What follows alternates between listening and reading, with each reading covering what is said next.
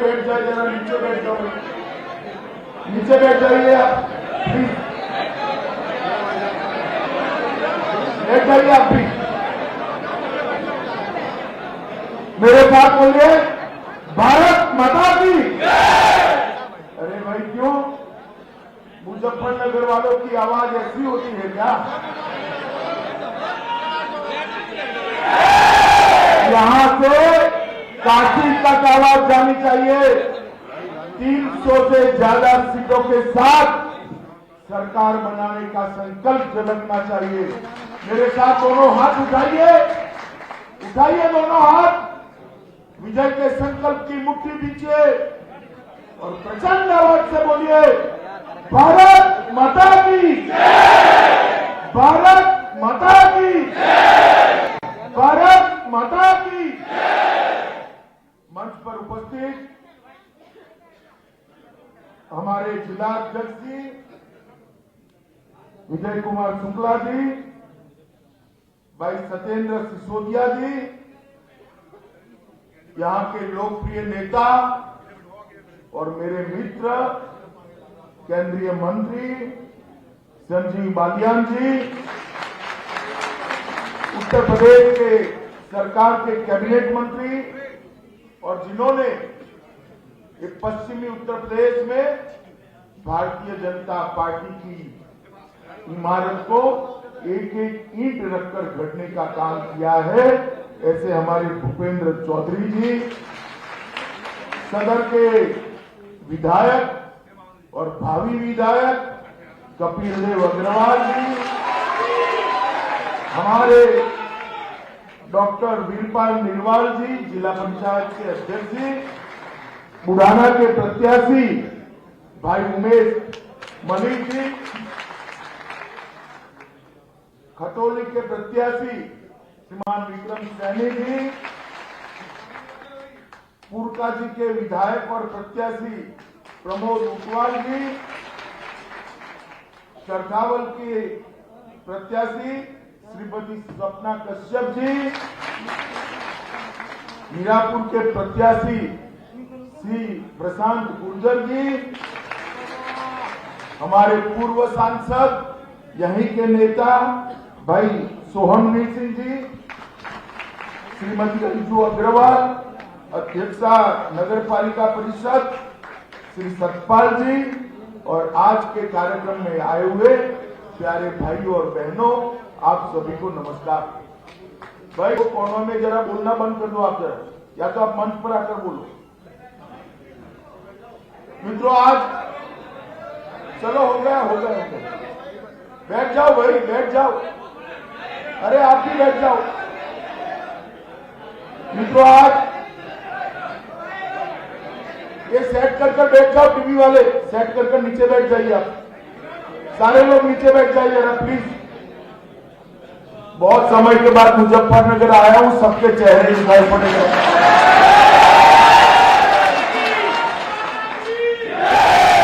मित्रों बहुत समय के बाद मुजफ्फरनगर की एक वीर भूमि पर मैं आया हूं।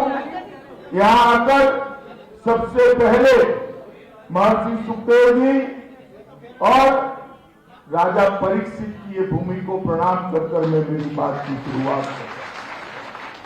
स्वतंत्रता संग्राम में दूधली गांव के क्रांतिकारियों ने जो इतिहास यहां पर रचा है, उसको भी स्मरणांजलि देकर मैं प्रणाम करना चाहता हूं। आजादी का विकल फूंकने वाले आसाराम शर्मा जी को और यहां से ही पूरे देश के किसानों को किसान हित के लिए जागरूक करने वाले चौधरी चरण सिंह को भी मैं नमन करके मेरी बात की शुरुआत करता हूं। मित्रों यही भूमि है जिन्होंने किसानों के लिए सदैव आवाज बुलंद की। श्री महेंद्र सिंह टिकैत को भी मैं प्रणाम करता हूं। मित्रों आज मैं मुजफ्फरनगर आया हूं, तब 14, 17 और 19 तीनों चुनाव मेरे नजर के सामने से गुजरे। मैं जब प्रभारी बना उत्तर प्रदेश का, शुरू में ही दंगे हो गए। मैं यहां आया था, मैंने दंगों की वेदना को जाना था, पहचाना था। आरोप करने वाले पीड़ित बन गए और पीड़ित थे उनको आरोपी बना दिया। खैर मैं बाद में बात करूंगा, मगर मैं आज भी दंगों की वो पीड़ा को भूला नहीं। फिर भी 14, 17 और 19 को जब भी यहां भारतीय जनता पार्टी आई, जब भी मैं आया, जब भी मोदी जी आए, आपने भाजपा की झोली को वोटों से भरकर यहां से हमारे, यही मुजफ्फरनगर है जिसने 2017 में, 2014 में और 2019 भारतीय जनता पार्टी की उत्तर प्रदेश में प्रचंड विजय की नींव डालने का काम किया। यहीं से लहर उठती है जो काशी तक जाती है और हमारे विरोधियों का सुपड़ा साफ करती है। इस बार भी मुझे भरोसा है कि यहां से ही भारतीय जनता पार्टी के विजय की नींव डाली जाए।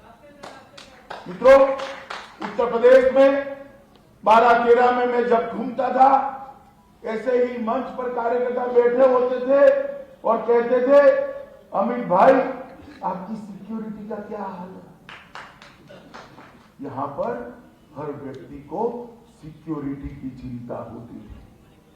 जिस प्रकार से सपा बसपा सपा के राज में माफियाओं ने इस प्रदेश को गिरफ्त में लिया था, गैंगे बन गई थी और धर्म के आधार पर, जाति के आधार पर राजनीति करने वालों का बोलबाला, भू माफिया हो और अनेक प्रकार के माफियाओं ने यहां पर अपना कब्जा जमाया था। और आज जब मैं आया हूं, कोई सुरक्षा की बात नहीं कर रहा है। उत्तर प्रदेश के अंदर 2017 में भारतीय जनता पार्टी की योगी आदित्यनाथ की सरकार बनने के बाद ये सारे के सारे गुंडे उत्तर प्रदेश की बाउंड्री के बाहर चले गए। उत्तर प्रदेश को हमने वादा किया था कि हम उत्तर प्रदेश को माफियाओं से मुक्त करेंगे, उत्तर प्रदेश को सुरक्षा देंगे, इसको सलामत बनाएंगे, माताओं बहनों का सम्मान होगा, इनकी कोई छेड़खानी नहीं कर पाएगा। जब हम वादा करते थे तो काफी सारे लोगों को लगता था इतनी विकट कानून और व्यवस्था की परिस्थिति कैसे सुधरेगी। मित्रों, 2017 के बाद 2022 में आपके सामने आया हूं, भारतीय जनता पार्टी का रिपोर्ट कार्ड लेके आया हूं। न केवल पश्चिमी उत्तर प्रदेश, पूरे उत्तर प्रदेश से माफियाओं को चुन चुन कर साफ करने का काम योगी आदित्यनाथ ने किया। पहले सपा बसपा ने यहां शासन किया तो बहन जी की पार्टी है, वो आती थी तो एक जाति की बात करती थी, कांग्रेस पार्टी आती थी तो परिवार की बात करती थी, और अखिलेश बाबू आते थे तो गुंडा माफिया और तुष्टीकरण की बात करते थे। आज भारतीय जनता पार्टी के 5 साल हो गए, ना जाति की बात है, ना परिवार की बात है, ना गुंडे माफिया तुष्टीकरण की बात है तो सुरक्षा और विकास की बात है और कोई बात नहीं। और अखिलेश बाबू को मैं सुनता था, कल भी कहकर गए यहां, उनको लाज भी नहीं आती, झूठ भी इतने जोर से बोलते हैं कि कोई सच मान जाता है। उन्होंने कहा कानून और व्यवस्था की परिस्थिति ठीक नहीं है। अखिलेश बाबू, आज सार्वजनिक कार्यक्रम में मैं आंकड़े देने आया हूं, हिम्मत हो तो आपके समय के आंकड़े लेकर कल प्रेस वार्ता करिए। आपके शासन की अपेक्षा में भारतीय जनता पार्टी की सरकार के 5 साल में, योगी आदित्यनाथ के मुख्यमंत्री के 5 साल के बाद डकैती के अंदर 70% की कमी हुई है मित्रों उत्तर प्रदेश में। और ये रिकॉर्ड है, लूट के अंदर 69% करीब लूट के अंदर भी 70% की कमी, हत्या के अंदर 30% की कमी हुई है, अपहरण के अंदर 35% की कमी हुई है और बलात्कार के अंदर भी 30% से ज्यादा कमी हुई है। अखिलेश बाबू, मैंने तो अपना हिसाब दे दिया। आप आपके शासन के आंकड़े और भारतीय जनता पार्टी के शासन के आंकड़े आप हाथ में लेकर एक प्रेस वार्ता करिए तो पूरे उत्तर प्रदेश की जनता को मालूम पड़ेगा। मुझे मालूम है वो नहीं करेगा क्योंकि उनके पास बताने को। मित्रों, ये वोट जो है ना, वोट लोकतंत्र में अपने मत का अधिकार और मत, अपना वोट बहुत बड़ी ताकत रखता है। मैं कबीर साहब का एक दोहा मैंने मथुरा में भी कहा था, यहां पर भी कहना चाहता हूं। कबीर साहब ने बहुत खूब कहा है, कबीर लोहा एक है गढ़ने में फेर, टाकी का बख्तर बने टाकी की शमशेर। उत्तर प्रदेश का वोट आपका एक ही है, वो माफिया राज भी ला सकता है और माफिया राज से मुक्ति भी दिला सकता है। अगर सपा बसपा के साथ गया वोट तो फिर से जातिवाद की बात आएगी, फिर से माफियाओं का राज आएगा। अगर गया वोट भारतीय जनता पार्टी के पास तो मोदी जी के नेतृत्व में उत्तर प्रदेश देश का नंबर 1 राज्य बनेगा। मित्रों, उत्तर प्रदेश देश का नंबर 1। मित्रों, मुजफ्फरनगर के दंगे जिस प्रकार से वोट बैंक को ध्यान में रखकर दंगों में पुलिस ने कार्रवाई की, ऐसा पूरे देश में कहीं पर नहीं। जो पीड़ित थे उनको आरोपी बना दिया, जो आरोपी थे उनको पीड़ित बना दिया और हजारों केस, फर्जी केस दर्ज करने का काम किया है। मैं तो संजीव बालियान के नेतृत्व में भारतीय जनता पार्टी के संगठन को बहुत बधाई देना चाहता हूं कि फर्जी केस के सामने उन्होंने न्याय की लड़ाई लड़ी। चाहे अदालत में लड़नी पड़ी हो, चाहे रोड पर लड़नी पड़ी हो, और दंगों के समय भारतीय जनता पार्टी दंगों के पीड़ितों के साथ चट्टान की तरह खड़ी। मैं आज भी मुजफ्फरनगर की जनता को पूछना चाहता हूं, पूरे पश्चिमी उत्तर प्रदेश की जनता को पूछने आया, यहां से लेकर सहारनपुर की जनता को पूछने आया कि आप भूले हैं क्या दंगे? जरा बोलिए जोर से, भूले हैं क्या? भूले हैं? नहीं तो फिर से अगर वोट देने में गलती कर दी तो वही दंगे कराने वाले फिर से लखनऊ की गद्दी पर बैठ जाए। अगर कमल चुना तो दंगे नहीं होंगे। हमारे शासन में उत्तर प्रदेश के अंदर एक भी बड़ा दंगा नहीं हुआ। दंगा करने वाले जेल की सलाखों के पीछे। मित्रों, जिस प्रकार से भारतीय जनता पार्टी ने शासन किया है, इससे हमारी बात इस सही निकली है कि हमने यहां पर कानून का राज स्थापित किया है। मित्रों, अभी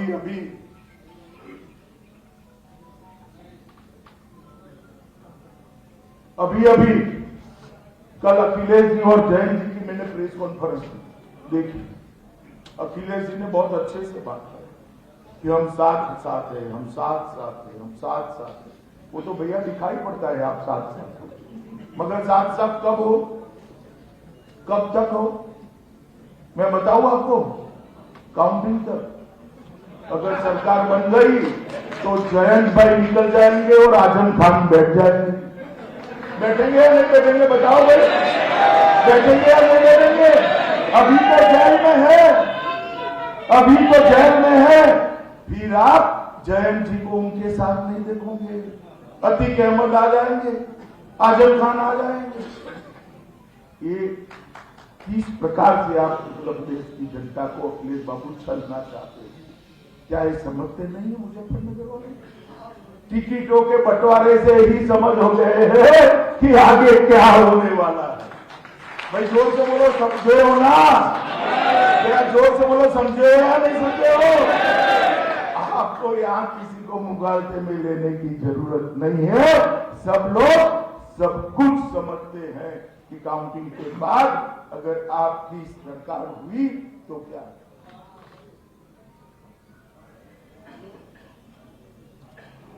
मित्रों, ये भूमि हमेशा वीरों की भूमि है और विशेषकर जाट समाज हमारी सभी सुरक्षा बलों में और सेनाओं में भर भर कर हमारे समाज के लोग, यही धरती के लोग, यही पश्चिमी उत्तर प्रदेश और हरियाणा के लोग, कहीं पर भी सीमा में चले जाओ यहां का लड़का आपको मिल जाएगा। मैं तो कई जगह बीएसएफ के कैंप में भी गया, सीआरपीएफ के कैंप में भी गया, कश्मीर गया तो सेना के कैंप में भी गया, सब जगह भी। तो ये वीरों की हमेशा यहां पर देश की सुरक्षा के लिए जान देने वाले लोगों ने कभी पीछे मुड़कर नहीं। और भारतीय जनता पार्टी भी देश की सुरक्षा को प्राथमिकता पर रखने वाली पार्टी। 10 साल तक सोनिया मनमोहन की सरकार थी, याद है ना सरकार? याद है या नहीं है? जोर से बोलो। वो सरकार अकेली नहीं थी, सपा और बसपा का समर्थन था उनको। सपा ने भी समर्थन दिया था, बसपा ने भी समर्थन दिया था। 10 साल देश में शासन किया इन्होंने। 10 साल तक देश की सरहदों को, सरहद के उस पार से पाक प्रेरित आतंकवादी आलिया मालिया जमालिया आते थे, देश में घुस जाते थे, हमारे जवानों का सर काटते थे और पैरों से अपमानित थे। अरे दिल्ली के दरबार में जो नेतृत्व बैठा था, ये सपा बसपा कांग्रेस का नेतृत्व, उनके माथे पर जू नहीं रहते, वोट बैंक की लालच में उफ नहीं करते। बदला लेने की तो बात छोड़ो, आपने कृपा कर दी, 2014 में मोदी जी प्रधानमंत्री बन गए।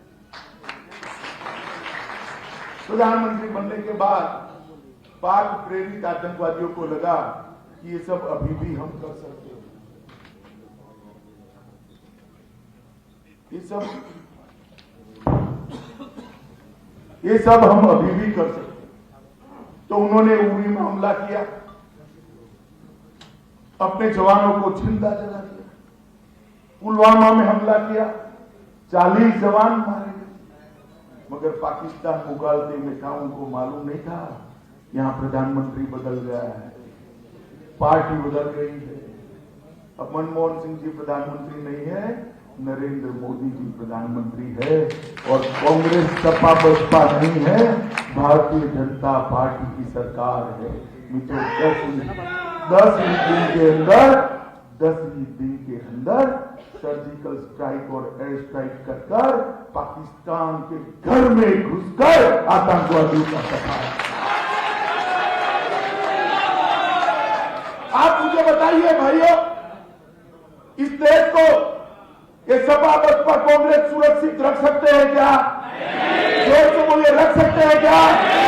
उत्तर प्रदेश को सपा बसपा कांग्रेस सुरक्षित रख सकती है क्या?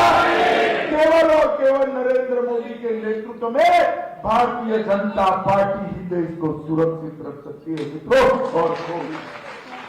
और ये चले हैं कहने के लिए हम कानून का राज लाएंगे। मित्रों, भारतीय जनता पार्टी हर क्षेत्र, हर समाज के हमारे जो पूर्वज हैं उसका सम्मान करने में विश्वास करते। आज तक राजा महेंद्र प्रताप सिंह के नाम पर कुछ नहीं हुआ था। हमने राजा महेंद्र प्रताप सिंह के नाम पर अलीगढ़ विश्वविद्यालय का निर्माण कराने का काम किया और मोदी जी स्वयं वहां गए।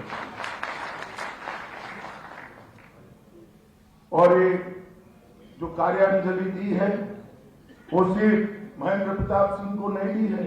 टांडा रमाला रोड का नाम चौधरी चरण सिंह के नाम पर रखा, छपरोली बरनाला रोड का नाम महेंद्र सिंह टिकैत के नाम पर रखा, विजयवाड़ा तक जाने वाली सड़क का नाम दादी चंद्रा तोमर के नाम पर रखा। हरियाणा में सर छोटू राम की प्रतिमा को हमने प्रस्तावित करने का काम किया। कांग्रेस पार्टी अगर मूर्ति लगाएगी किसी की तो ज्यादा से ज्यादा राहुल गांधी, इंदिरा गांधी, जवाहरलाल नेहरू, इससे आगे नहीं जाते। उनको तो सरदार पटेल से भी दिक्कत है। ये तो मोदी जी थे जिन्होंने आसमान को छूने वाला सरदार का स्टैच्यू केवड़िया कॉलोनी में बनाया।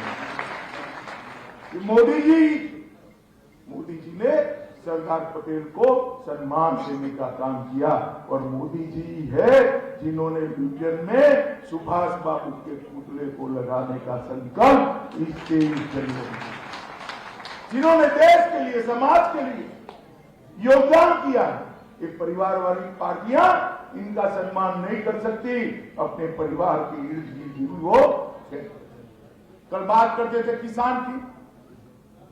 अखिलेश भाई, आपका और सपा का 10 साल सरकार रहा, पुरानी छोड़ दीजिए, विशुद्ध सरकार 10 साल रही।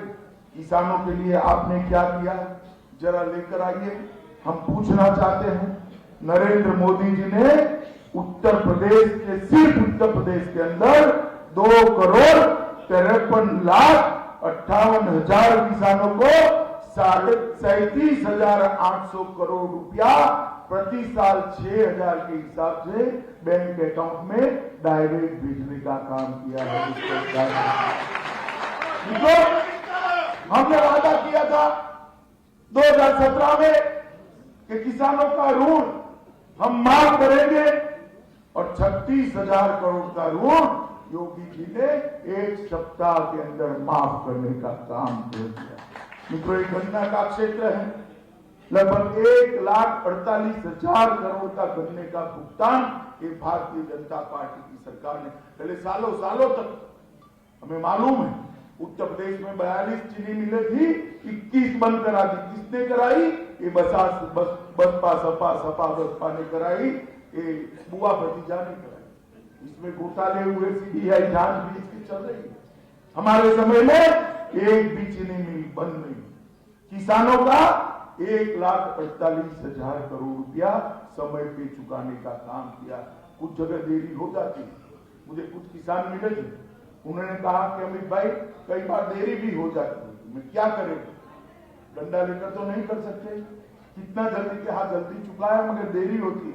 हमने तय किया है, भारतीय जनता पार्टी के घोषणा पत्र में हम घोषणा करने वाले हैं कि जो देरी होगी उसका सूद वो मिल से वसूला जाएगा। सूद चले, किसानों को पैसा देने की बात है। कांग्रेस की सरकार थी, रॉ शुगर आयात करते थे, यहां पर चीनी के दाम गिर जाते थे, चीनी के दाम गिरते थे तो गन्ने की पेमेंट नहीं होती थी।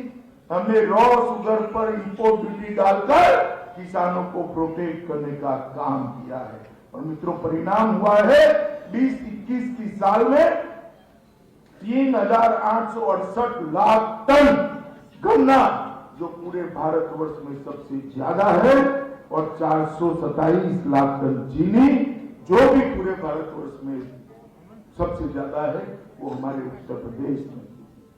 54 डिस्टिलरियों के माध्यम से हमने यहां पर इथेनॉल बनाने का काम किया है और लगभग 261 करोड़ लीटर इथेनॉल उत्तर प्रदेश में बनाया।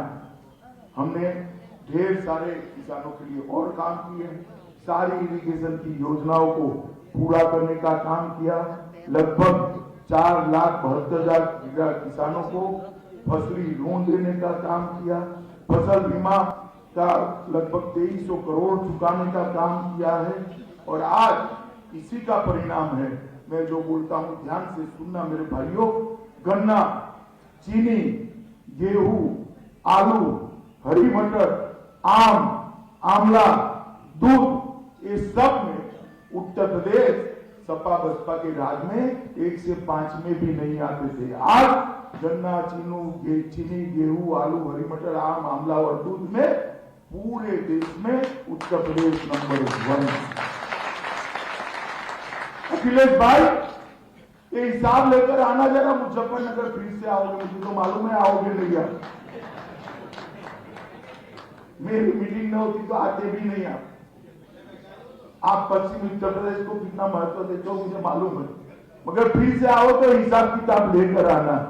मित्रों, ढेर सारे काम पश्चिमी उत्तर प्रदेश में भारतीय जनता पार्टी की नरेंद्र मोदी सरकार और उत्तर प्रदेश की भाजपा की योगी सरकार ने किए।